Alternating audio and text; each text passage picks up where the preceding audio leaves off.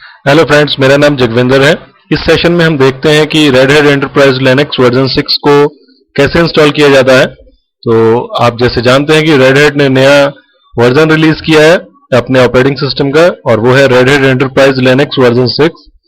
तो इसको मैंने वर्चुअल बॉक्स में हम इसको इंस्टॉल करके देखते हैं। उससे पहले हम जरा मिनिमम रिक्वायरमेंट्स के बारे में जान ले red Hat Enterprise Linux version 6 के। तो हम गूगल सर्च देते हैं तो देखिए यहाँ पे red hat product and releases के बारे में बता रहा है।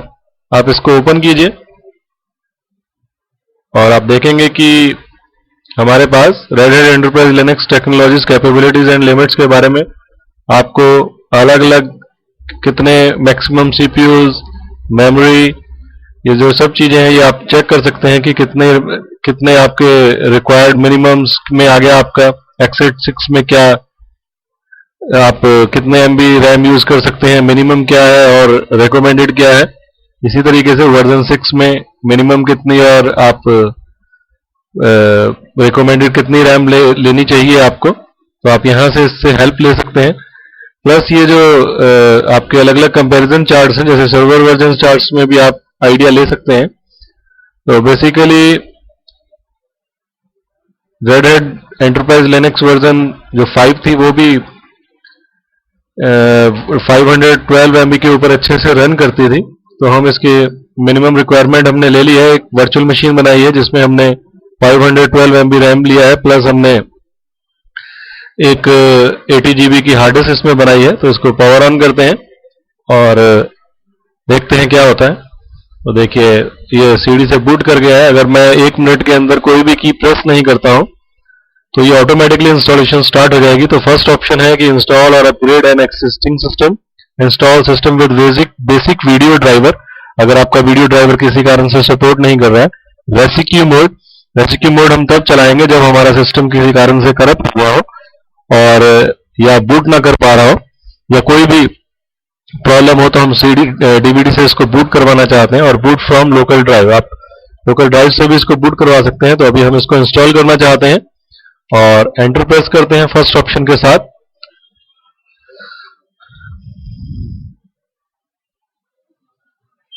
कुछ फाइल्स रैम में, इसके बाद हमसे ये पूछता है, देखिए यहाँ पे माउस काम नहीं करता है तो मेरे को ये मुझसे पूछ रहा है कि आप जो मीडिया जिससे आप इंस्टॉल करना चाहते हैं, मतलब कि DVD, उसको क्या आप मीडिया चेक करना चाहते हैं। इसका पर्पस है कि मीडिया को पहले ही चेक कर लिया जाए, बजाय कि वो मीडिया आपको बाद में कोई एरर मैसेज दे। उससे बेटर है कि आप उसको इंस्टॉलेशन करने से पहले ही चेक कर लें। तो आप इसको, क्योंकि हम ISO इमेज का यूज कर रहे हैं और हमारा कोई मीडिया में इतना कोई प्रॉब्लम भी नहीं हमें लगती है, तो हम इसको स्किप करते हैं टैब दबा के और एंटर प्रेस करते हैं।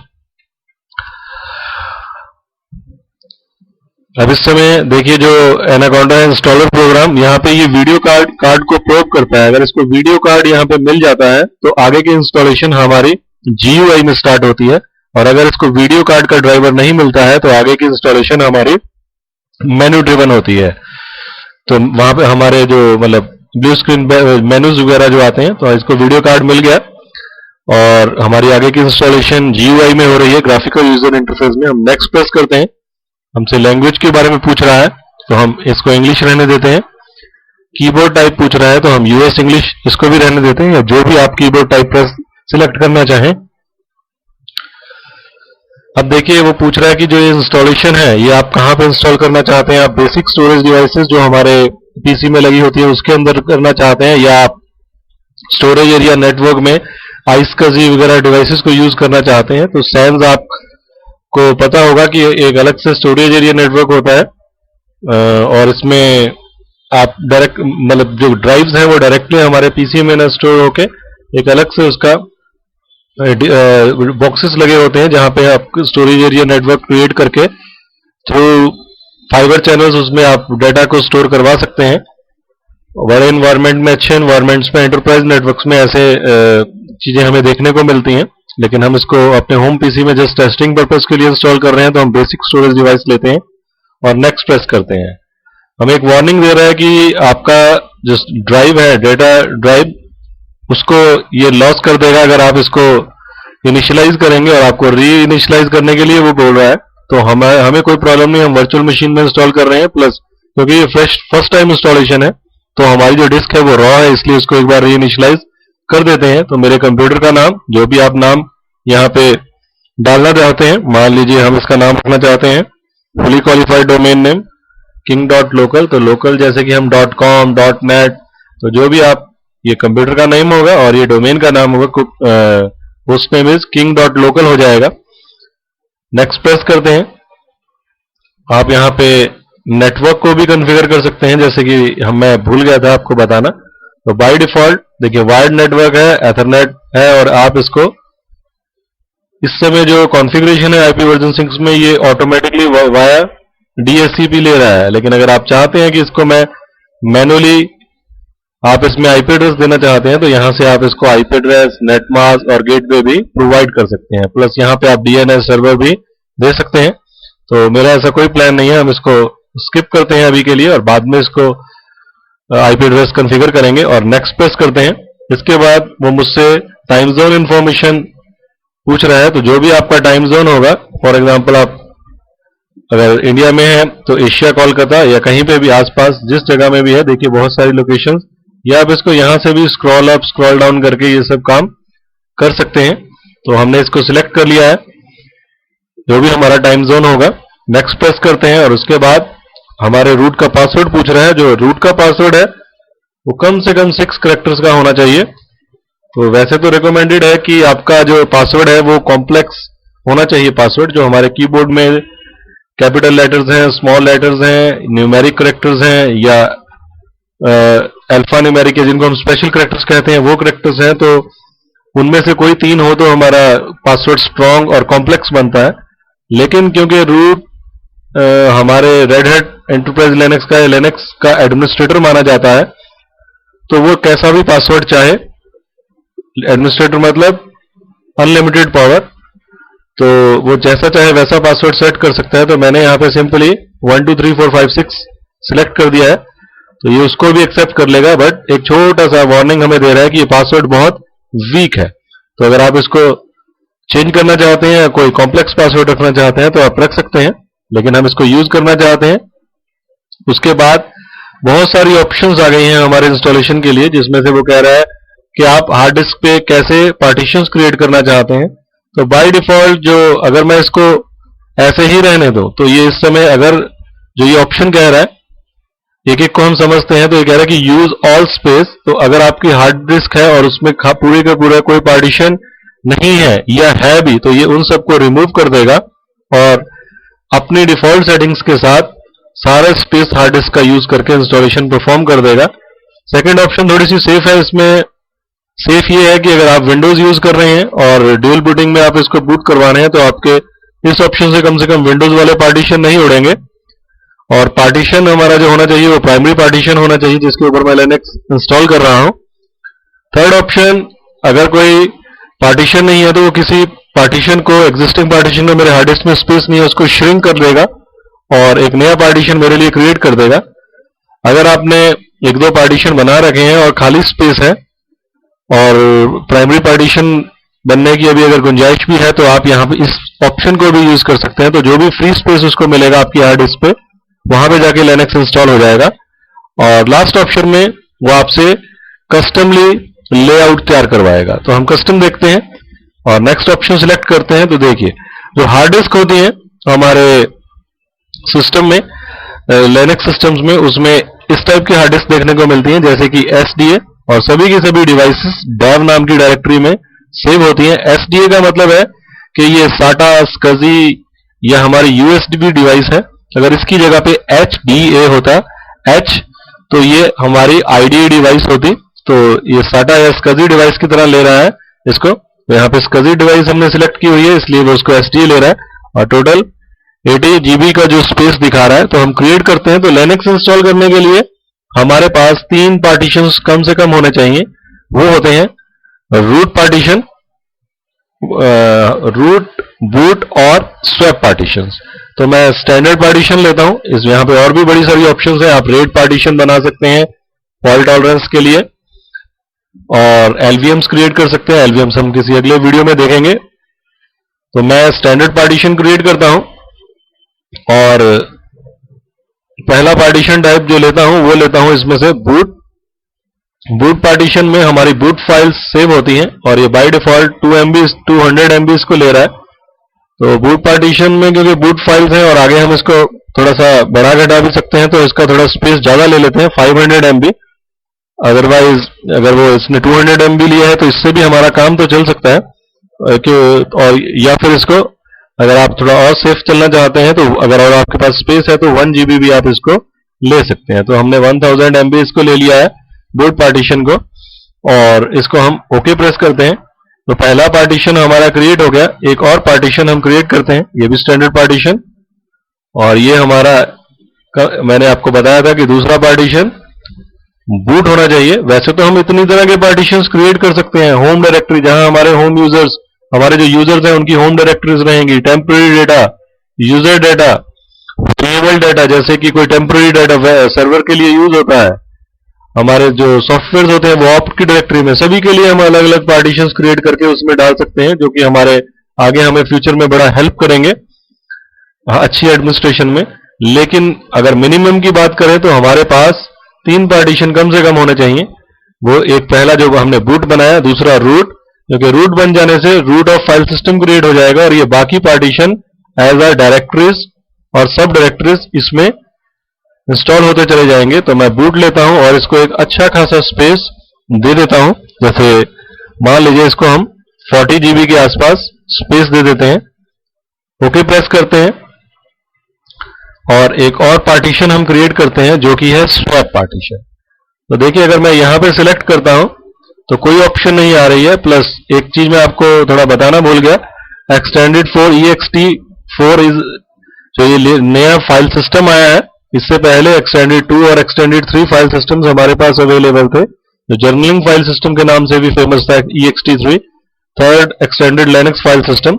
उसका एडवांस वर्जन एक्सटेंडेड 4 ये उसी तरह है जैसे हमारे विंडोज में NTFS फाइल सिस्टम होता है कि जो फॉर्मेटिंग होगी वो इस टाइप से होगी। तो फाइल सिस्टम की बात कर रहा है। तो इसमें कहीं पे देखिए आप, अगर मैं यहां सिलेक्ट करता हूं तो कोई ऑप्शन नहीं है स्वैप की, तो मेरे को यहां से एक ऑप्शन सिलेक्ट करनी पड़ेगी स्वैप।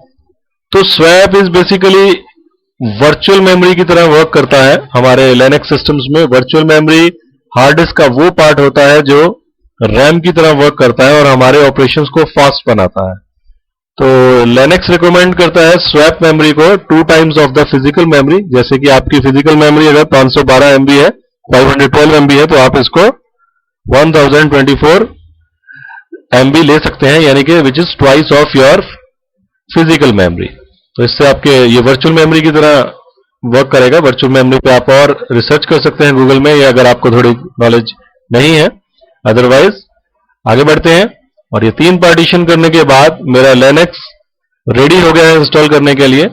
तो ये पार्टीशंस जो जितने जितने MB के बन रहे हैं और मेरे पास फ्री स्पेस भी है जिसको मैं बाद में यूज कर सकता हूं। तो आप इसको ऐसे भी याद रख सकते हैं कि 3 partitions, root, boot and swap, 3 partitions हमें इंस्टॉल करने हैं। हम नेक्स्ट प्रेस करते हैं तो वो कह रहा है, ये आपका एक हमें वार्निंग आ रही है कि इसमें सारा का सारा पार्टीशन जो है वो डिलीट हो जाएगा। प्री एग्जिस्टिंग जो पार्टीशंस हैं डिलीट हो जाएंगे और उसको फॉर्मेट किया जा रहा है। तो कोई प्रॉब्लम नहीं है और आप कंटिन्यू कर सकते हैं।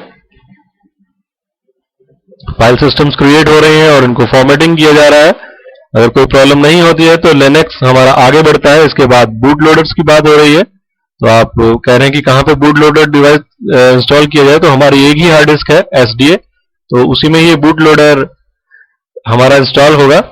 और आप इसके ऊपर पासवर्ड भी लगा सकते हैं, अगर आप चाहें तो ये पासवर्ड बाद में भी लगा सकते हैं। बाद में इसके बारे में बात करेंगे किसी और वीडियो में बूट लोडर्स के बारे में। अब इंस्टॉलेशन प्रोसेस को कंटिन्यू करते हैं। तो उसने एक पार्टीशन बनाया है, देखिए जो हमारा लिनक्स सिस्टम है, तो ये SDA हमारी SCSI हार्ड डिस्क को रिप्रेजेंट कर रही है यहाँ पे। और उसका सेकंड पार्टीशन में हमारा boot loader operating system list की बात कर रहे हैं, हमारा ऑपरेटिंग सिस्टम यहाँ पे इंस्टॉल होगा। नेक्स्ट प्रेस करते हैं तो देखिए आपके सामने जैसे बेसिक सर्वर आ रहा है, डेटा बेस सर्वर आ रहा है। तो आप ये कस्टमाइज वे में, ये हमारे पास प्री डिफाइंड सर्वर्स हैं, आप कोई भी इनमें से यूज कर सकते हैं। और अगर आप इसको वर्चुअल होस्ट या केवल डेस्कटॉप कंप्यूटर की तरह वर्क करवाना चाहते हैं तो ये ऑप्शन आप सिलेक्ट कर सकते हैं। और अगर आप कस्टमाइज नाउ करना चाहते हैं, यानी कि एक एक ऑप्शन को खुद देख के सिलेक्ट करना चाहते हैं, तो आप कस्टमाइज नाउ करके भी नेक्स्ट प्रेस कर सकते हैं। तो आप देखिए जरा, यहाँ पे मेरे बेस सिस्टम में जो जो मुझे चाहिए वो अपने आप से कुछ सॉफ्टवेयर, कुछ पैकेजेस और इंस्टॉल हो रहे हैं। सर्वर्स में देखिए इतनी तरह के सर्वर्स की तरह मैं इसको एक्ट करवा सकता हूं, क्योंकि मैंने डेस्कटॉप लिया है, यानी कि क्लाइंट ऑपरेटिंग सिस्टम। तो देखिए यहाँ पे GUI के सभी पैकेजेस इंस्टॉल हो रहे हैं। तो ये जो पैकेजेस हैं ये जीनोम एनवायरनमेंट के हैं। अगर आप के डेस्कटॉप एनवायरनमेंट सिलेक्ट करना चाहते हैं तो आप ये भी ले सकते हैं, और अगर आप सर्वर कुछ सर्विसेज भी इस पे इंस्टॉल करना चाहते हैं तो जिस टाइप की सर्विसेज आप इंस्टॉल करना चाहते हैं उस टाइप की सर्विसेज भी आप सिलेक्ट कर सकते हैं। अब आप कस्टमाइज नाउ करते हैं तो देखिए आपको वो डेस्कटॉप वाली एनवायरनमेंट में, मतलब क्योंकि रेड हैट रिकमेंड करता है कि अगर आप सर्वर की तरह इसको यूज कर रहे हैं तो आप इसको CLI से ऑपरेट कीजिए, और अगर आप इसको क्लाइंट की तरह यूज कर रहे हैं तो आप इसको GUI से ऑपरेट कीजिए। तो देखिए बेस सिस्टम में और सर्वर्स में आप एक सर्वर प्लेटफॉर्म हमारे पास अवेलेबल है, और आप कई तरह के सर्विसेज इस पे इंस्टॉल कर सकते हैं, कई तरह के सर्वर रोल्स इस पे इंस्टॉल कर सकते हैं। वेब सर्विसेज से रिलेटेड, डेटाबेस सर्विसेज से रिलेटेड, वर्चुअलाइजेशन से रिलेटेड आप इस पे ऊपर इंस्टॉलेशन कर सकते हैं डिफरेंट पैकेजेस के। और डेस्कटॉप से अगर देखें तो मैंने सर्वर लिया है तो मैं एक एक ऑप्शन को इसमें मैनुअली सिलेक्ट कर रहा हूं। आप एक चीज और ऑब्जर्व कीजिए कि जैसे ही मैं इसको सिलेक्ट करता हूं तो देखिए यहाँ पे पैकेजेस आ रहे हैं। तो जो हमारे पैकेजेस हैं उसमें एक सर्विस या रोल इंस्टॉल करने से डिफरेंट पैकेजेस उसके साथ रिलेटेड है। अगर आप सभी पैकेजेस को एक एक को क्या कौन सा पैकेज क्या काम करता है वो भी आप यहाँ से देख सकते हैं। तो जो मिनिमम पैकेजेस चाहिए हमारे पास रिकमेंडेड वो अपने आप से आ रहे हैं, और जो हमें जरूरी नहीं है, यानी कि जो सिर्फ ऑप्शनल है, हम उनको भी अगर चाहें तो सिलेक्ट कर सकते हैं। तो एक्स विंडो सिस्टम वो सिस्टम है जो GUI के लिए हेल्प करता है। अगर आप के डेस्कटॉप एनवायरनमेंट जो हमारे विंडोज की तरह ज्यादा दिखती है आप उसको भी सिलेक्ट कर सकते हैं, ये भी ऑप्शनल है। तो हमने सभी GUI के पैकेजेस सिलेक्ट किए हैं। तो अब मैं सर्वर के साथ साथ उसके ऊपर डेस्कटॉप एनवायरनमेंट भी इंस्टॉल कर रहा हूं। तो इसको इंस्टॉल करने के बाद जरा चेक करता हूं। इस समय ये हमारे हार्ड डिस्क स्पेस को और मेरे सिलेक्टेड पैकेजेस को कंपेयर कर रहा है। अगर वो दोनों मैच कर जाते हैं तो आगे का इंस्टॉलेशन प्रोसेस स्टार्ट होगा। अगर वो मैच नहीं करते हैं तो इंस्टॉलेशन यहीं पे हॉल्ट हो जाएगा और हमारे सिस्टम रीबूट करने के लिए वो बोलेगा। तो मैं इसमें जब तक ये इंस्टॉलेशन होता है मैं इस वीडियो को पॉज करता हूं, और इंस्टॉलेशन होने के बाद हम इसको रिज्यूम करेंगे। ओके फ्रेंड्स, तो देखिए इंस्टॉलेशन हो जाने के बाद ये आपको रीबूट के लिए कह रहा है, तो हम रीबूट करते हैं इसको। और रीबूट होने के बाद दोबारा से हम इस वीडियो पे आएंगे।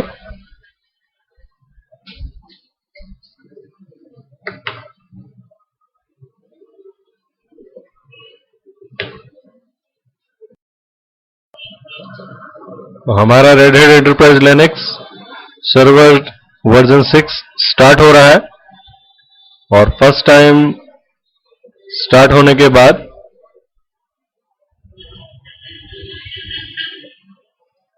ये आपसे कुछ सेटिंग्स पूछेगा, जैसे कि वेलकम स्क्रीन आपके सामने आ रही है। तो क्योंकि फर्स्ट टाइम इंस्टॉलेशन हुई है तो आप देख सकते हैं कि क्या है। यहाँ पर आप different license information, software updates, और आप नया यूजर क्रिएट कर सकते हैं, डेट एंड टाइप, के डंप यानी कर्नल डंप को कॉन्फ़िगर कर सकते हैं। तो हम फॉरवर्ड करते हैं और लाइसेंस एग्रीमेंट पे यस क्लिक करके आप इसको पढ़ना चाहें लाइसेंस एग्रीमेंट को आप रीड कर सकते हैं, और फिर आप फॉरवर्ड प्रेस करते हैं। उसके बाद सेटअप और सॉफ्टवेयर अपडेट्स कह रहा है। तो रेड हैट आपको सॉफ्टवेयर अपडेट्स भी प्रोवाइड करता है, बट उसके अगेंस्ट आपको कुछ, अगर आप उनसे कुछ सर्विसेज लेना चाहते हैं तो आपको रेड हैट नेटवर्क पे रजिस्टर करना पड़ेगा, और एक नॉमिनल सी फी भी शायद आपको पे करनी पड़े, जिससे कि आपको टाइम टू टाइम सपोर्ट मिलेगी और लेटेस्ट अपडेट्स भी आपके पास आएंगे। आप फॉरवर्ड प्रेस करते हैं।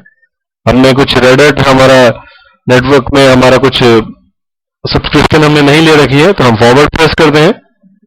और अगर आप नया यूजर यहाँ पे क्रिएट करना चाहें तो आप क्रिएट कर सकते हैं। रेड हैट वर्जन 5 में ऐसा कुछ नहीं था कि आप रूट से ही लॉगिन कर पाते थे, लेकिन लॉगिन कर जाते थे, लेकिन यहाँ पे वो आपको एक नया यूजर क्रिएट करने के लिए कहता है, और आपको जो कि नॉन एडमिनिस्ट्रेटिव यूजर होगा तो आप कुछ भी नाम इसको दे सकते हैं। जैसे कि फॉर एग्जांपल आप इसका नाम टेस्ट यूजर या स्टूडेंट रख सकते हैं, और जो भी आप इसका फुल नेम, जो भी आप इसका पासवर्ड रखना चाहें, तो पासवर्ड कॉम्प्लेक्स होना चाहिए, लेकिन सिंप्लिसिटी के लिए मैंने यहाँ पे पासवर्ड 1 2 3 4 5 6 रख दिया है।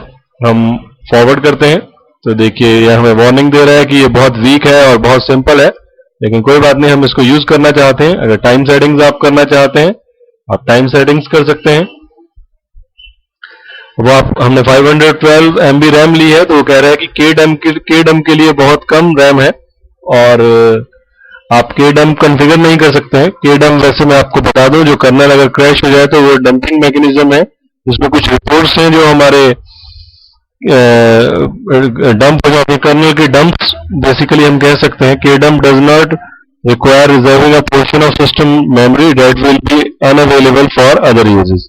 तो ये कुछ पोर्शन को रिजर्व कर देता है मेमोरी के, और जो दूसरी एप्लीकेशन को अवेलेबल नहीं होती हैं, तो इसलिए रैम शायद कम है, इस वजह से वो आपको देखिए पहले से ही बता रहा है कि क्या क्या यूजेबल सिस्टम मेमोरी कितनी है और टोटल मेमोरी कितनी है, तो ये अनेबल नहीं करने दे रहा है। आगे बढ़ते हैं, और फर्स्ट टाइम कॉन्फ़िगरेशन के बाद हमारा सिस्टम हमारे सामने GUI आ जाता है, और जो ये डेस्कटॉप आपके सामने आ रहा है, तो देखिए आप यहाँ पे स्टूडेंट लॉगिन कर सकते हैं, अगर आप रूट की तरह भी लॉगिन कर सकते हैं जो कि एडमिनिस्ट्रेटर है, बट हम इसको लॉगिन करते हैं स्टूडेंट की तरह ही, और पासवर्ड जो हमने दिया था, तो देखिए लॉगिन कर गए तो आपके सामने जो ये GUI एनवायरनमेंट आई है, ये जीनोम एनवायरनमेंट है। तो ये हमने सीखा कि हम रेड हैट एंटरप्राइज लिनक्स को कैसे इंस्टॉल कर सकते हैं। अगली वीडियोस में हम इसको और कॉन्फ़िगरेशन सीखेंगे इसके बारे में। तो इस वीडियो में इतना ही। Thanks for listening.